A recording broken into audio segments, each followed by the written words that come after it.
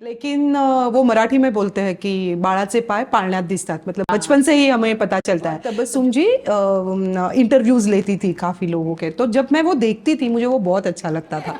Paper वाल्याचे, इस्त्री वाल्याचे, ये सब लिखा होता है और वो खर्चे होते हैं। खाली एक चीज ऐसी हुई कि मेरी माँ की डेथ हुई, लेकिन उस दिन मैं शो कर रही थी। Oh my God. तो 1 घंटा पहले मुझे पता चला कि आई गेली, और जब मैंने वो सुना मैंने फ़ोन रखा और मैंने मेकअप किया। तो वो ना स्ट्रेंथ तुमको थिएटर देती है, इसीलिए ना हम ऐसे कहते हैं मराठी में कि माई बाप रसिक, यानी माँ और पापा आप ही हो। हाँ। वो जो जब सामने से क्लैप करते हैं, वो जब सामने से चीयर करते हैं, तो हमको सबसे बड़ा सबसे आगे जाके लोग मुझे कहेंगे, अच्छा ते अधांतर नाटक जिसमें इसने काम किया था, अच्छा ते गोष्ट तशी गमतीची, ये मेरे बच्चे हैं जिनके नाम से मुझे पहचानेंगे।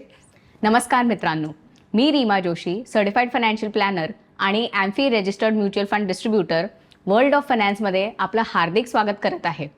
तुम्हाला वाटत असेल कि आज मी माझं इंट्रोडक्शन मराठीत कशाला देत आहे, तो इसका सबसे बड़ा कारण ये है कि आज इस पॉडकास्ट के द्वारा हम सेलिब्रेट कर रहे हैं वर्ल्ड थिएटर डे, जिसमें मराठी थिएटर का एक बहुत ही बड़ा योगदान रहा है। मैं बचपन से ही थिएटर की बहुत ही बड़ी फ़ैन हूँ और इसका सबसे बड़ा कारण आज मेरे ही पॉडकास्ट पे मेरे गेस्ट बन के आ रही है मिसेस लीना भागवत। नमस्कार नमस्कार, तुम्हाला सगळ्यांना जागतिक मराठी रंगभूमि दिनाच्या खूप खूप खूप शुभेच्छा। और रीमा, तूने आज मुझे इनवाइट किया है, मुझे बहुत अच्छा लग रहा है। Thank you so much Leena, आप मेरे पॉडकास्ट पे आए, मेरे लिए बहुत बड़ी बात है। Thank you so much. Leena, हमारे व्यूअर्स को बताइए कि आपने कब डिसाइड किया कि आपको एक्टिंग में अपना करियर बनाना है और आपकी इतनी 20 साल की जर्नी इस इंडस्ट्री में कैसी रही? एक तो ऐसे कुछ सोचा नहीं था कि मुझे एक्टिंग ही करनी है, लेकिन वो मराठी में बोलते हैं कि बाळाचे पाय पाळण्यात दिसतात, मतलब बचपन से ही हमें पता चलता है। तब जब मैं छोटी थी तब टीवी पे एक कार्यक्रम आता था, ज़्यादा चैनल्स नहीं थे तब, एक दूरदर्शन था सिर्फ, तो उसमें ना फूल खिले हैं गुलशन गुलशन जो तबस्सुम जी करती थी। ओके। और तबस्सुम जी इंटरव्यूज लेती थी काफ़ी लोगों के, तो जब मैं वो देखती थी मुझे वो बहुत अच्छा लगता था। फिर मैं खुद को ऐसे अज्यूम करने लगी कि मैं तबस्सुम हूँ और मैं सबके घर पे इंटरव्यूज लेती थी। तो मम्मी को ऐसा लगता था कि चलो यहाँ माँ दौड़ नहीं रही है, घर पे एक जगह पे बैठी है और कुछ तो पूछ रही है, तो पूछने दो तो चलेगा, ऐसे करके। वो बचपन में, या फिर कभी मैं स्कूल में थी और कभी टीचर ने कहा कि तू कविता म्हण, तो पोएम्स ना मैं कभी ऐसे खड़े होके आराम से नॉर्मल नहीं, मैं इनैक्ट ही करती थी। ओके। तो शायद मुझे ऐसा लगता है कि बचपन से ही मुझे कहीं तो दिमाग में था कि मुझे ये सब अच्छा लग रहा है। राइट। लेकिन तब करियर और ये वर्ड्स भी पता नहीं थे। मतलब थिएटर में हम करियर कर सकते हैं ये भी बात मुझे पता नहीं थी। ज़्यादा से ज़्यादा डॉक्टर, इंजीनियर, वकील, टीचर, ये जो रोज के रटे हुए जो चीज़ें हैं वही पता थी। लेकिन जैसे मैं कॉलेज में गई तब हमारे कॉलेज में ड्रामा क्लब था, और ड्रामा क्लब में मैंने पार्टिसिपेट किया, और तभी मुझे पता चला कि थिएटर क्या होता है, उसके क्या मायने रहते हैं, उसकी क्या डेफिनेशंस रहती है, किस तरह उसे एंजॉय करते हैं, किस तरह उसका प्रेशर लेते हैं, और वो सब चीज़ें कहीं तो अच्छी लगने लगी। और फिर मैंने सोचा कि चलो अब इसमें करियर कर लेते हैं। अपनी स्टोरी तो काफ़ी इंस्पायरिंग है, और जितने भी व्यूअर्स देख रहे हैं उन्होंने ये एंजॉय किया होगा। पर लीना, मुझे आपको पूछना था कि जब हम एक्टिंग एज अ करियर की बात करते हैं तो हमें पता है कि ये एक स्टेडी पेचेक के साथ नहीं आती। हर आर्टिस्ट के लाइफ में एक पीक आता है और एक ड्राई स्पेल भी होता है। तो ऐसी अनसर्टेनिटी को आप कैसे मैनेज करते हैं फाइनेंशियली?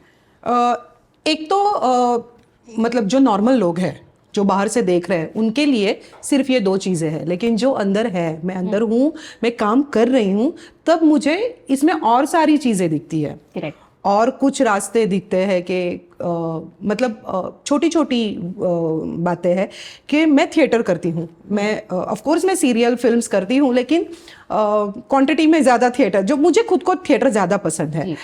तो अगर मैं थिएटर करती हूँ तो जब मैं आई थिंक मैंने पहला प्ले मेरा कुछ 94 में मैंने फर्स्ट टाइम प्ले किया था, तो 94, 96, 2000 तक का जो पीरियड था वो अलग था, उसके बाद अलग था, और अभी मोबाइल के ज़माने में आफ्टर कोरोना काफ़ी चीज़ें सोशल मीडिया की वजह से भी नहीं, सोशल मीडिया का थिएटर पे कोई असर नहीं होता है, क्योंकि एक काफ़ी मतलब थिएटर है ना वो लाईव्ह है. करेक्ट. उसको आप ऐसे कुठल्याही चौकटीत नाही बघू शकत. उनको हम वहीं जाके हम एन्जॉय करते हैं. थिएटर आपको काय म्हणतात त्याला इमॅजिन करायला लावतो. वो आपको बोलता है कि आप खुद इमेजिन करो. अगर तू एज अ ऑडियंस बैठी है और मैं थिएटर में कुछ एक्ट कर रही हूँ और मैं कहूँगी कि घर के सामने वाला जो रास्ता है वहाँ से लेफ्ट ले लेना. सी तू तेरा इमेजिन करती है कि घर के सामने वाला रास्ता वहाँ से लेफ्ट, इन्होंने कुछ तो बताया होगा. करेक्ट. अगर मेरे पास कैमरा है तो मैं वो घर का रास्ता दिखाती हूँ और वो लेफ्ट भी दिखाती हूँ. करेक्ट. राइट. तो सोशल मीडिया, OTT, इसका ज़्यादा असर थिएटर पे नहीं हुआ है. फ्रैंक मतलब जो अच्छी चीज़ है, लोग वहाँ पे आते हैं और वो जो अंधेरा रहता है, तेजे अवकाश असतो, तो लोग वो बहुत एंजॉय करते हैं.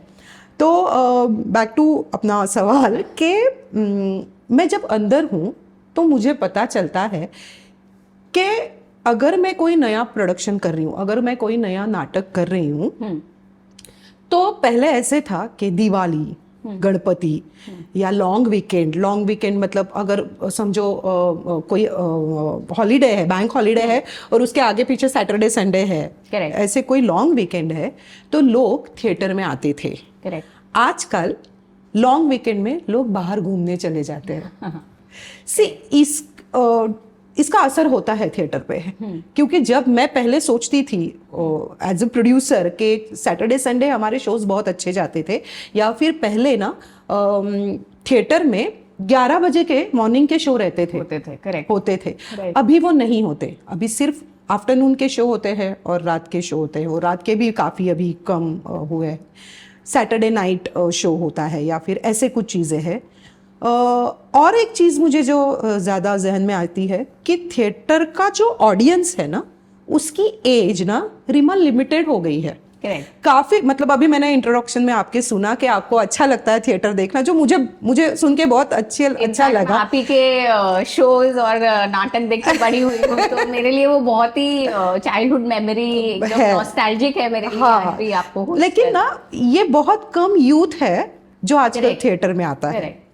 जो कॉलेज लेवल में हैं, जो थिएटर मतलब कुछ खुद कर रहे हैं, वो सब वो अलग है. लेकिन यूथ आजकल बहुत कम आ रहा है थिएटर की तरफ, जिसका असर होगा आगे जाके. तो ना बहुत ज़्यादा अनसर्टेनिटी है. या फिर अभी अगर हम लोग देखते हैं तो थोड़े ना सारे सीजन थोड़े देख आगे चले गए हैं. तो अगर मैं अज्यूम करती हूँ कि जून जुलाई में मैं मेरा नया प्ले नहीं करूंगी क्योंकि बारिश की वजह से, तो जून में बारिश होती ही नहीं है, वो जुलाई अगस्त सितंबर में चली जाती है. तो प्रोड्यूसर एज अ प्रोड्यूसर मैं ना तय नहीं कर सकती कि मैं मेरा प्ले कब ओपन करूंगी. ओके. कुछ चीज़ें या फिर थिएटर के बारे में जब मैं कहूँगी तो मैं अभी नहीं बता सकती कि मेरा नया प्ले कितने शो रन करेगा. लेकिन हर एक नाटक की इन्वेस्टमेंट 19-20 सेम रहती है.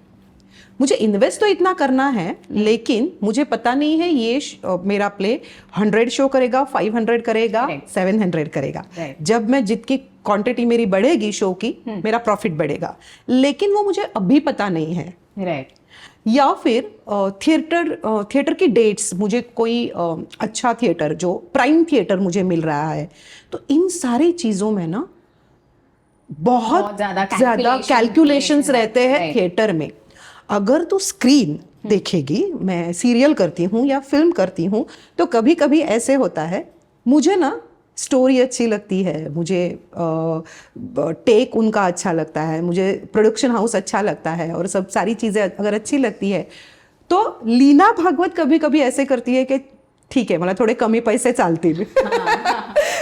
हाँ, तो मैं ऐसे नहीं कह सकती कि मुझे इसमें से इतना इनकम मिलने ही वाला है, तो चलो यहाँ पे नहीं हुआ, यहाँ पे नहीं हुआ, यहाँ पे. तो ये सब फ्रेम में है ना, मेरे पीछे अगर कोई स्ट्रांगली खड़ा होता है तो मुझे ऐसे लगता है कि वो अपनी इन्वेस्टमेंट है. जो म्यूचुअल फंड्स है, या फिर एफडीज है, क्योंकि म्यूचुअल फंड्स में ज़्यादातर हम लॉन्ग टर्म के लिए इन्वेस्ट करते हैं। और अगर मुझे ऐसे लगता है कि मैंने ये तो प्ले किया है लेकिन मुझे अलग तुरंत 2 महीने के बाद और एक प्ले करना है, नॉट नेसेसरी कि मैं खुद उसमें एक्ट करूँगी, मेरे प्रोडक्शन हाउस के लिए मुझे अलग प्ले करना है जो अलग एक्टर्स लेके मैं करूँगी, तो कभी कभी तुरंत मुझे पैसे लगते हैं, तो उसके लिए एफडीज रहती है या फिर मैंने कहा म्यूचुअल फंड्स रहते हैं कि मैं वो अलग रखती हूँ।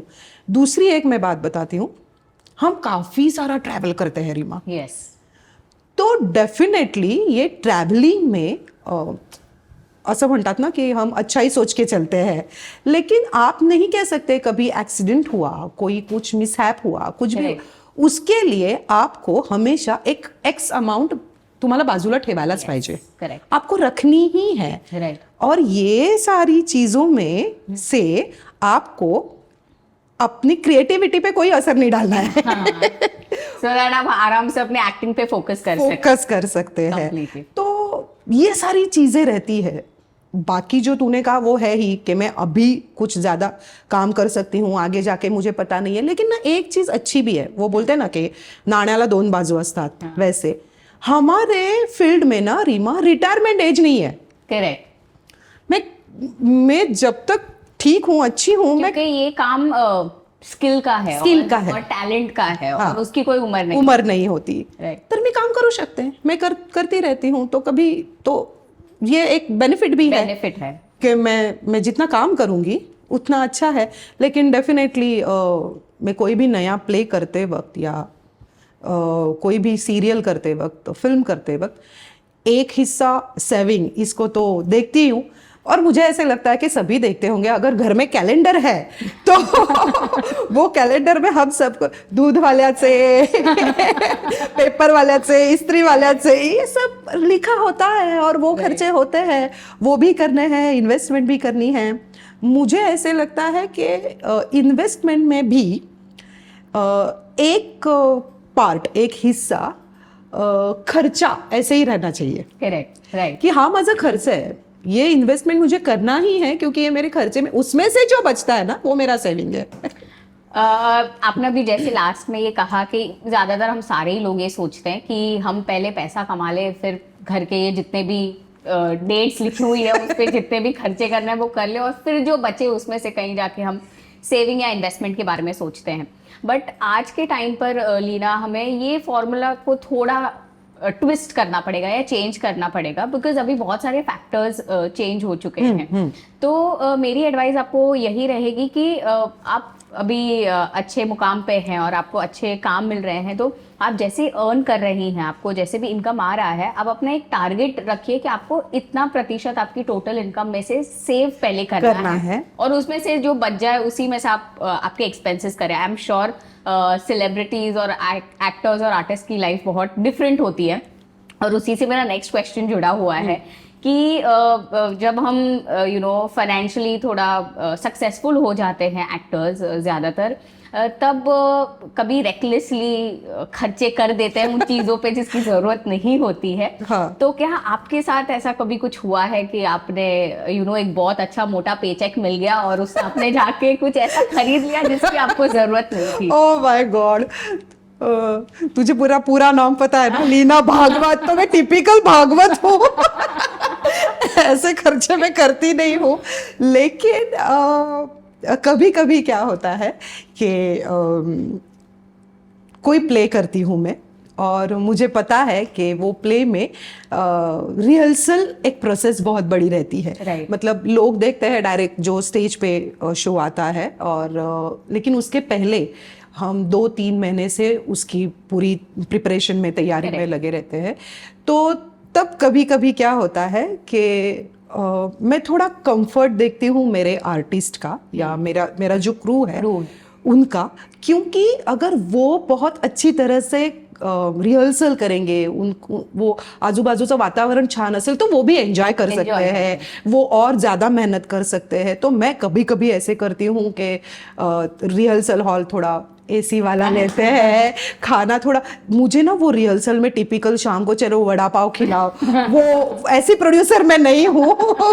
तो कभी कभी ऐसे होता है, लेकिन बहुत बड़ा पेचेक मैंने ऐसे ही ये मतलब मी तशी नहीं है एक्चुअली, मेरे हस्बैंड वैसे हैं लेकिन मैं उनको रोक लेती हूँ। लेकिन हाँ, मेरे ऐसे खर्चे होते हैं कि जो चीज अगर सेट पे मुझे चाहिए एज अ प्रॉपर्टी, हम डेकोर करते हैं हम पूरा सेट, तो मुझे पता है कि यार ये तो 4 दिन में यहाँ वहाँ ट्रैवलिंग में जाएगी, लेकिन फिर भी मैं वो ब्रांडेड लेने की कोशिश करती हूँ ताकि जो लोग सामने बैठे हैं आज वो 500 रुपए का टिकट निकाल के आते हैं तो उनको अच्छा लाविश दिखना चाहिए। तो उसके लिए मैं करती हूँ। दूसरा, देख कुठली बाई म्हटल्यावर ती जाऊन पहिलं सोनं विकत घेणार, वो जाके पहले साड़ी खरीदेगी, कितनी भी भले कपाटात पड़े हैं कबर्ड में, लेकिन फिर भी तो डेफिनेटली मुझे अच्छा लगता है और मैं जाके सोना खरीदती हूँ। एक्चुअली मुझे, चल अच्छा हुआ अभी हम बात कर रहे, तो मैं तुझे अभी पूछती हूँ। देख, आपण जेव्हा सोनं विकत घेतो, अभी कोई भी औरत के लिए सोन्याची वस्तु तो उसको बहुत वो प्यारी वीक पॉइंट है, वीक पॉइंट है। तो ना हम कभी ये नहीं सोचते हैं कि वो आगे जाके हमको काम आएंगे। चलिए अंगूठी मैंने ली है, नहीं आगे जाके मैं उसको, नहीं वो मुझे रखनी ही है, मुझे नहीं ती मला मोडायची नहीं है। लेकिन ना आजकल मैं गोल्ड इन्वेस्टमेंट के बारे में काफी मतलब सुन रही हूँ, मला फार माहित नहीं है। तो ये गोल्ड इन्वेस्टमेंट में जो इमोशंस आ जाते हैं त्याचं काय करायचं? लीना जी, ये सिर्फ आपकी कहानी नहीं है, ये घर घर की, हर हिंदुस्तान के हर घर की कहानी है, क्योंकि इंडिया एक ऐसा देश है ना जहाँ पे सोने को हम पूछते हैं और वो एक जनरेशन से दूसरे जनरेशन तक पास ऑन होती है। हर एक घर में खानदानी हार होता है जो पास ऑन होता है और उसको हम लास्ट ऑप्शन रखते हैं कि घर में अगर एकदम ही कोई बुरा वक्त आ जाता है तो लास्ट चीज जो हम लिक्विडेट करते हैं वो सोना होती है। अभी अगर हम देखने जाए तो सोना सबसे फैंटास्टिक इन्वेस्टमेंट ऑप्शन है इंडिया में। अगर हम ट्रेडिशनली सोने के रिटर्न्स देखें, गोल्ड के रिटर्न्स देखें over the last 10 years 15 years, तो सोने ने हर साल हमेशा ही अच्छा रिटर्न दिया हुआ है। बट हम इस चीज का फायदा नहीं ले पाते। क्यों नहीं ले पाते? क्योंकि जैसे आपने बताया हमारे इमोशंस से बहुत ज्यादा जुड़े हुए हैं। तो ऐसे केस में instead of buying gold in physical form, okay, हम गोल्ड में ही इन्वेस्ट कर सकते हैं, बट ETFs के द्वारा, जैसे हम कहते हैं gold exchange traded funds. Okay, तो जैसे हम शेयर्स को इलेक्ट्रॉनिकली आज बाई करते हैं, जैसे हम पहले शेयर सर्टिफिकेट्स आया करते थे, अभी हम उसे कन्वर्ट कर दिया है, हमने उसको इलेक्ट्रॉनिक फॉर्म में हम उसकी ट्रेडिंग करते हैं, सेलिंग, बाइंग सेलिंग करते हैं। वैसे ही अभी गोल्ड को आप शेयर्स की तरह ही स्टॉक एक्सचेंज पे जाके बाय भी कर सकते हैं और सेल भी कर सकते हैं। इसका सबसे बड़ा फायदा ये होता है कि जब हम गोल्ड फिजिकल फॉर्म में लेते हैं तो हमें उसे कहीं ना कहीं, हमें वो टेंशन होता है कि हमें इसको स्टोर करना है या ये चोरी ना हो जाए, तो इसके लिए वापस बैंक लॉकर में जाके उसे सेफली रखो। या फिर जब ये हम फिजिकल गोल्ड लेते हैं तो उस पर हमें GST भरना पड़ता है, उसके मेकिंग चार्जेस हमें देने पड़ते हैं। जब मैं गोल्ड ETFs लेती हूँ तो ये मेरे सारे ही एक्सपेंसेस बच जाते हैं। और ये एक बहुत अच्छा तरीका है गोल्ड के अप्रिसिएशन को टैप करने का। तो जब गोल्ड बढ़ेगा तो हम, क्योंकि वो इलेक्ट्रॉनिक फॉर्म में हमारे पास रखा गया है, हम उसको आसानी से बेच सकते हैं मार्केट में। हमारे इमोशंस बीच में नहीं आते और ना ही हमारे पेरेंट्स हमें टोकेंगे कि ये चीज हमें नहीं करनी चाहिए। So gold fantastic investment option है इफ अगर हम उसे इलेक्ट्रॉनिकली बाय सेल करें in the form of gold ETF। अरे वाह, अरे थैंक यू। तो आप भी ये जरूर ऑप्शन एक्सप्लोर करना। ऑफ कोर्स हम टोटली उसे चेंज नहीं कर सकते, बट एज एन इन्वेस्टमेंट अगर हम सोचे गोल्ड को तो उसे ETFs के फॉर्म में इन्वेस्ट करना सबसे बेटर ऑप्शन है। Oh great. मेरा नेक्स्ट क्वेश्चन आपको ये है कि हम सारे आजकल पैसिव इनकम के बारे में बात करते हैं कि आज के ज़माने में एक सोर्स ऑफ इनकम से घर चलाना बहुत मुश्किल हो जाता है। तो मुझे जानना था कि आपके भी और कौन से पैसिव इनकम्स हैं जो आप जनरेट करते हैं? देख, मैं 94-95 से थिएटर से जुड़ी हुई हूँ। तो थिएटर छोड़ के मैंने कभी सोचा नहीं। थिएटर पेक्षा मी असं म्हणेन की ॲक्टिंग अभिनय व्यतिरिक्त मैंने कभी कुछ नहीं सोचा मुझे एक्टिंग, लेकिन हाँ पहले मैं सिर्फ एक्टिंग करती थी। अब पिछले 7-8 साल से मेरा खुद का प्रोडक्शन हाउस है। Oh wow. नाटक मंडली, और दूसरा है खेड़िया प्रोडक्शंस। तो डेफिनेटली हम नाटक प्रोड्यूस करते हैं। मुझे खुद को लिखना बहुत अच्छा लगता है, तो मैं, लेकिन लिखना अभी तक मैंने पैसों के लिए नहीं, वो मला स्वतःला आवडतं म्हणून येते। तो बाकी सीरियल और फिल्म्स और वो सारी चीज़ें हैं, लेकिन फिलहाल तो एक्टिंग। अच्छा। तो मुझे जानना था कि आपके जैसे आर्टिस्ट जो हैं उनका शेड्यूल बहुत ही ज़्यादा बिजी होता है, तो ऐसी बिजी शेड्यूल में भी आप कैसे समय निकाल के इन्वेस्ट करते हैं? मला स्वतःला ना, मुझे शेयर्स में नहीं समझ में आता कुछ भी, वो क्या करते हैं कैसे, लेकिन हाँ म्यूचुअल फंड्स में खुद समझ सकती हूँ, उसके बारे में पढ़ा है, सुनती हूँ, और तेरा शो देखती हूँ तो उसमें से भी मुझे कुछ पता चल जाता है। तो और एफडीज, करेक्ट, बँकेतल्या एफडीज, ये तो इंटरेस्ट रेट कम है, बढ़ रहे हैं, ये हो रहा है, वो काफ़ी सारी चीज़ें हैं, लेकिन वो समय के साथ उनको भी साथ में लेके ही आगे चलना पड़ेगा। तो मैंने जैसे कहा कि अगर मेरा एक प्रोडक्शन पूरा थिएटर का एक फुल प्रोडक्शन अगर 20 लाख में हो रहा है, तो मैं वो 20 लाख निकाल के मैं पहले ये सोचती हूँ कि मैं उसको 15 में कैसे बिठाऊं। करेक्ट। उसके बाद जो पर शो मेरे इनकम आने लगते हैं, तो उसमें से मुझे पहले ये करना है कि मैंने जो डाला है, इन्वेस्ट किया है, वो निकाल लूं, कैसे रिकवर कर लें। वो रिकवर होने के बाद जो मेरा प्रॉफिट आएगा वो तुरंत चला जाता है इन्वेस्टमेंट में। वो फिर मैं उसमें कुछ यहाँ वहाँ दौड़ती नहीं हूँ। करेक्ट। और ये टाइम ना निकालना पड़ता है। ये चीज़ ऐसी नहीं है, जैसे हम सांस लेते हैं, जैसे हम बात करते हैं, उसी तरह से हमको इन्वेस्टमेंट की तरफ देखना चाहिए, क्योंकि आगे जाके वही हमें हेल्प करने वाला है। जैसे मैंने कहा कि हम लोग काफ़ी ट्रैवल करते हैं, तो डेफिनेटली एक हेल्थ के लिए हमें इन्वेस्टमेंट करना बहुत ज़रूरी है।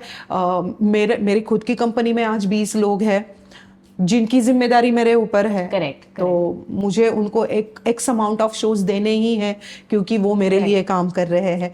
तो ये इन सारी चीज़ों के लिए तुम्हें खुद को आर्थिक मजबूत असना बहुत ज़रूरी है। तो डेफिनेटली मैं इन्वेस्टमेंट की तरफ ध्यान देती हूँ। ये बहुत ही अच्छी बात है। आपने जैसे जितने भी इन्वेस्टमेंट ऑप्शंस बताए हैं, आपके लिए, आपने जैसे बताया स्टॉक्स आपके लिए एक बहुत ही डिफिकल्ट में भी सब्जेक्ट है। पूर्ण गणिताचा पेपर है, जैसे बिल्कुल नहीं समझ में आता था ना स्कूल में, जैसे बोलते ये क्यों है यार ये सब्जेक्ट, वैसे मुझे लगता है यार ये शेयर्स मुझे कुछ समझ में नहीं आते। पर जैसे लीना जी, आपकी जैसे सोच है, most of Indian house hold में भी स्टॉक मार्केट को लेके बहुत ही ज्यादा डर है, और उससे जब लोग समझते हैं तो उन्हें लगता है कि ये रिस्की है ज्यादा, या ये सट्टा है, या ये गैम्बल है। ये ज्यादातर लोगों की सोच इसलिए बनी है क्योंकि इंडिया में 90s का एक दौर था जहाँ पे इंडिया ने बहुत ही ज्यादा स्कैम्स देखे हैं। तो उसी से हम इतने डर चुके हैं एज इन्वेस्टर्स कि हमें लगता है अरे स्टॉक मार्केट में पैसा डाला तो डेफिनेटली डूब जाएगा।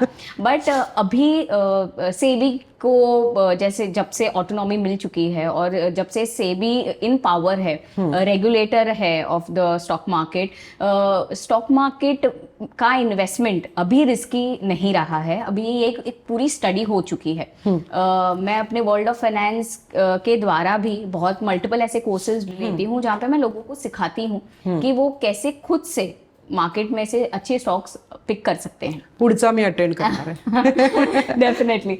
सो ये एक रिसर्च अभी हो चुका है। अभी गैम्बल नहीं है, सट्टा नहीं है, ऑपरेटिव स्टॉक्स नहीं है। तो आप ऑफ कोर्स अगर इसमें थोड़ा इंटरेस्ट ले तो आप खुद भी इंडिपेंडेंटली स्टॉक्स पिक कर सकते हैं मार्केट में। बट टिल दैट टाइम आपने जो म्यूचुअल फंड्स का रूट अपनाया है, that is a very good option. Mutual fund आसान भी है और वो लोग जैसे कहते हैं सही भी है। So mutual fund investment definitely आपको हेल्प करेगा आपके एक डिजायर्ड कॉर्पस तक पहुंचने के लिए। एफडीज को आजकल लोग ज्यादा क्रिटिसाइज करने लगे हैं, बट एफडी भी एक फैंटास्टिक ऑप्शन है जहाँ पे जो रिस्क फैक्टर है वो थोड़ा एलिमिनेटेड है। तो हमें पता है कि हमारा जो प्रिंसिपल अमाउंट है वो कहीं पर भी नहीं जा रहा, हमारा प्रिंसिपल इंटैक्ट है।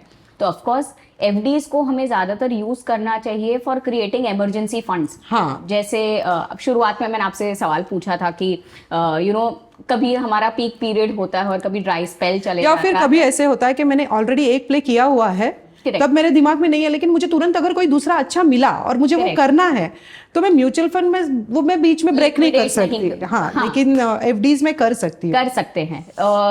तो एफडीज डेफिनेटली एक अच्छा ऑप्शन है आपके इमरजेंसी फंड को क्रिएट करने के लिए।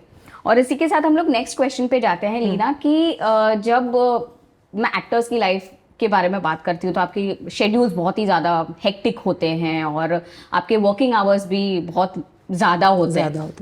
आप मुझे बता सकते हैं आपका वर्किंग आवर एक दिन में जब आप एक डेली 17-18 आवर्स अगर मैं रिहर्सल करती हूँ तो फिर पता नहीं। Oh my God. तो जैसे कि आपने बताया आपके वर्किंग आवर्स इतने लंबे होते हैं 17 to 18 आवर्स, इसके वजह से आपके वो हेल्थ भी टॉस पे जाती है। तो आप मेडिकली अपने आप को किस हिसाब से आपने इंश्योर करके रखा हुआ है? मेडिक्लेम, ओके, डेफिनेटली मेडिक्लेम तर आहेच। और बाकी खुद की जो जिम्मेदारी जो खुद को जाननी है कि मुझे खुद को फिट कैसे रखना है, तो एक तो पहला प्रेशर, अगर आप मेंटली फिट है ना तो आप फिजिकली फिट हो। राइट। मेरी थोड़ी हैबिट ऐसी है कि मैं थोड़ा टेंशन लेती हूँ, अरे ये होना रहे कि नहीं, अरे ये होना रहे कि नहीं। और करेक्ट अपोजिट मेरे हस्बैंड है, तो वो ऐसे आराम से, और मुझे ऐसा लगता है कि आप ऐसे कैसे आराम से बैठ सकते हो, कल ओपनिंग है और वो होना।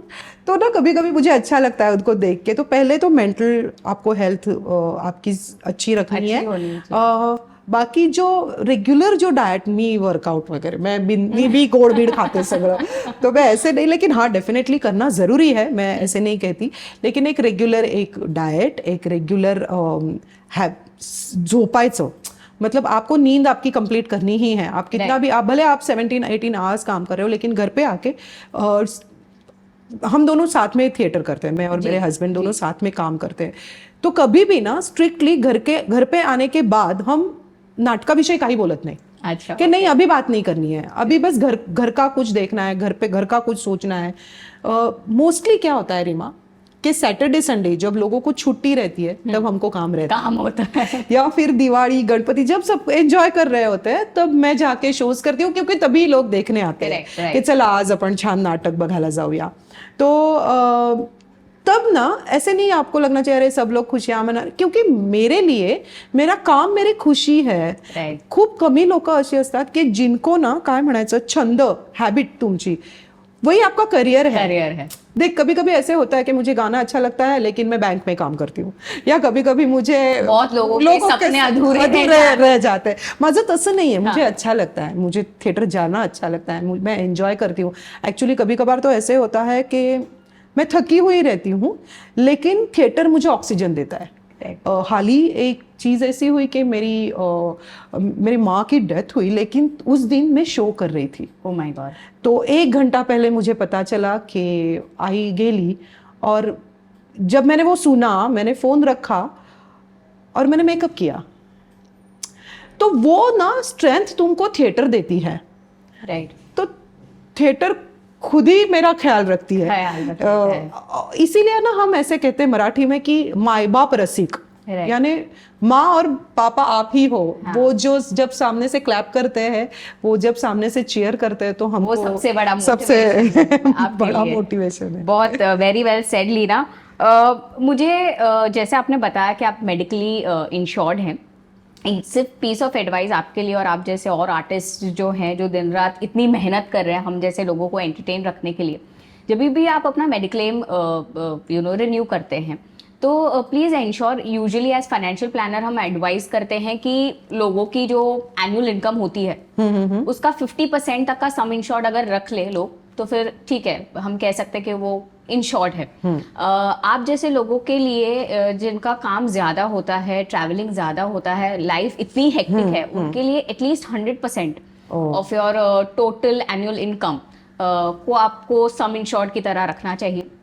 ऑल्सो जब हम मेडिक्लेम निकालते हैं तो उसमें मल्टीपल राइडर्स होते हैं, मतलब एक एडिशनल फीचर होता है। हाँ, हाँ। जिसमें जैसे आपने बोला आपका ट्रैवलिंग बहुत ज्यादा बहुत होता है, ज्यादा। आपके शोज इंडिया में हर जगह पे है और आपका ट्रैवल बहुत ज्यादा है, तो ऐसे केस में आपको क्रिटिकल राइडर्स लेने जरूरी हैं, एक्सीडेंट राइडर्स लेने जरूरी हैं, सो दैट अगर गॉड फॉरबिड ऐसा कुछ ना हो, पर अगर ऐसा कुछ होता है तो आप मेडिकली इंश्योर्ड रहें। इंश्योर्ड रहते हैं। सो आप लोगों के लिए ये एक चीज़ बहुत ही ज़्यादा इम्पॉर्टेंट है।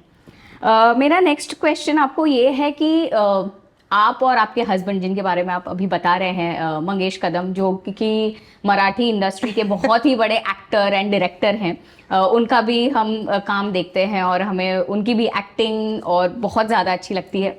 आप दोनों डिंग फैमिली है मेरे हिसाब से।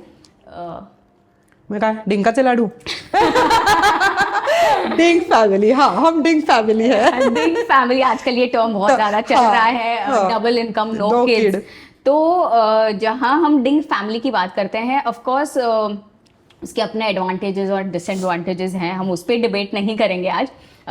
डिंग फैमिली होने की वजह से हमें एक फाइनेंशियल फ्लेक्सिबिलिटी मिल जाती है, बट वहीं पे हमें ध्यान रखना पड़ता है कि हमें ज़्यादा फोकस कहीं ना कहीं रिटायरमेंट प्लानिंग को भी देना पड़ेगा।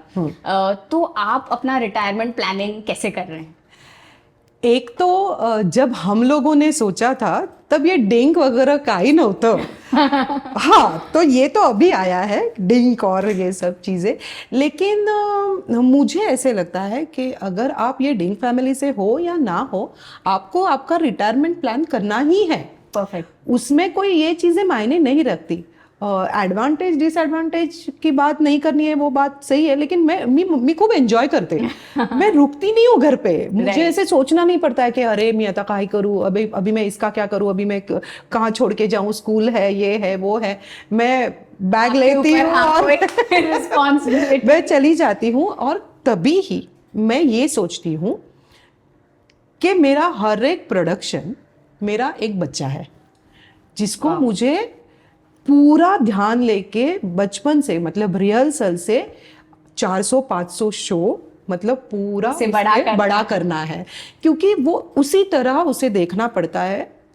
स्कूल की फीस निकालो, उसकी पढ़ाई, मतलब पढ़ाई का खर्चा निकालो, हेल्थ का खर्चा निकालो, उसको कपड़े चाहिए, उसको जूते चाहिए, उसको दवाई चाहिए, सब निकालते हैं ना। वैसे ही चीज़ें आपको, अगर आप एक प्रोडक्शन करते हो तब आपको निकालनी पड़ती है। राइट। तो नाम अलग है, बाकी चीज़ें तो अलग अलग निकालनी है, पैसे हर एक चीज़ के लिए निकालने ही है। तो रिटायरमेंट मुझे यही देता है ना। मेरा एक प्ले जब मुझे रिटर्न देता है कुछ, तो कभी भी कोई भी माँ बाप ऐसे नहीं होते हैं कि मैं मेरे बच्चों के पैसों पे ये करूँगा या वो मुझे देखेगा। लेकिन अगर माँ बाप ये सोचते हैं कि बड़ा होके मेरा बच्चा मेरा ख्याल रखेगा, तो मुझे पता है आगे जाके लोग मुझे कहेंगे, अच्छा ते अधांतर नाटक जिसमें इसने काम किया था, अच्छा ते गोष्ट तशी गमती थी, ये मेरे बच्चे हैं जिनके नाम से मुझे पहचानेंगे। सही। तो मेरा रिटायरमेंट प्लान यही है कि अच्छे तरीके से सेविंग करो, अच्छे तरीके से अभी खुद का ख्याल रखो।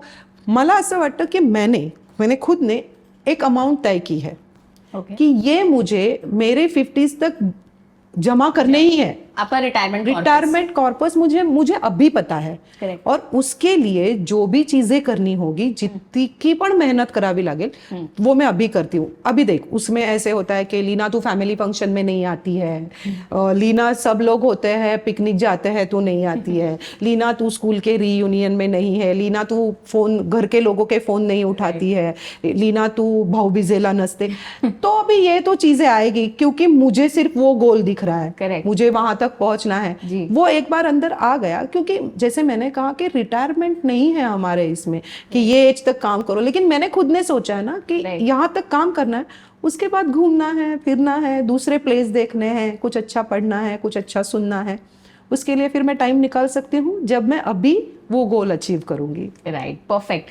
तो अगर आप जिस हिसाब से बात कर रहे थे आपके इन्वेस्टमेंट्स की, कि आपने म्यूचुअल फंड्स में इन्वेस्ट किया है, आपके पास सेट एफडीज है और आपका एक टारगेटेड गोल है जो आप बहुत जल्दी अचीव कर लेंगे, और आप मेडिकली भी, आप और आपके हस्बैंड इंश्योर्ड हैं, इसमें अगर एक चीज़ अगर आप ऐड कर सकते हैं तो आप देख सकते हैं कि आप अपना टैक्स जो एस्टेट प्लानिंग है उसे वेल इन एडवांस कर ले। जो विल जिसे हम जिसका बहुत ज़्यादा सिग्निफिकेंस है, विल इन प्लेस होनी चाहिए। और एक एस्टेट प्लानिंग अगर आपने कर ली तो आई थिंक आप ऑलमोस्ट पूरी तरीके से कवर्ड रहेंगे आपके रिटायरमेंट प्लानिंग के लिए। So this was it Leena. जैसे हम एंड कर रहे हैं ये पॉडकास्ट, एक क्विकली मैंने एक गेम इंट्रोड्यूस की है हमारे पॉडकास्ट में। तो आप रेडी हो जाइए। इस क्विज को मैं कहती हूँ रीमा's रैपिड रूपी क्विज। इसमें कुछ क्विक रैपिड क्वेश्चंस होंगे, आपको आपका उस पर टेक देना है। हाँ। आपका पहला सवाल ये है कि अगर आप एक्टर नहीं होते तो आप कौन सा मनी मेकिंग हसल चूज करते? हाउसवाइफ, हस्बैंड के जेब से पैसे निकालो।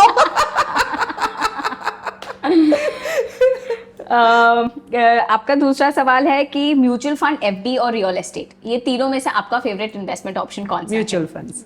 ग्रेट। एक फाइनेंशियल टर्म जो आज भी आपको बहुत ज्यादा कंफ्यूजिंग लगती है। शेयर्स। जो मैंने आई थिंक ये पॉडकास्ट के बाद हमको इस पे जरूर बात करनी होगी। हाथ में पैसा या इन्वेस्टेड पैसा, आपको ये दोनों में से क्या ज्यादा खुशी देता है? इन्वेस्टेड पैसा। That's great. आपका मनी मंत्रा क्या है? काम करा, मेहनत करा, हार्ड वर्क। वाओ। मान लीजिए अगर आज आप एक 10 करोड़ की लॉटरी जीत जाते हैं तो आप इसको कहाँ इन्वेस्ट करेंगे? रीमा के पास। वो बता देगी कहाँ इन्वेस्ट करना है। वैसे भी इस पॉडकास्ट पे बात करनी ही है ना। That was amazing, Leena. Thank you so much for joining us today at World of Finance podcast series. I really hope इससे आपको कुछ टेकअवेज मिले हो। खूप छान वाटलं मला, मुझे बहुत अच्छा लगा। काफ़ी सारे इंटरव्यूज़ किए हैं, लेकिन ये एक इंटरव्यू है जो मुझे अलग तरीके का, मुझे खुद को एक नज़रिया देता है।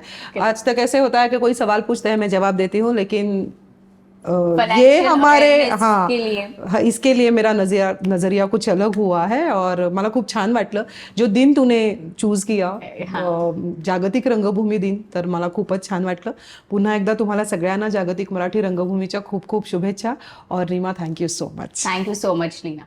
आई होप आपको आज का मेरा पॉडकास्ट पसंद आया होगा। तो ऐसे ही इंटरेस्टिंग पॉडकास्ट के लिए और फाइनेंशियल एडवाइस के लिए आप मेरे चैनल को सब्सक्राइब करिए, worldoffinance.Rima।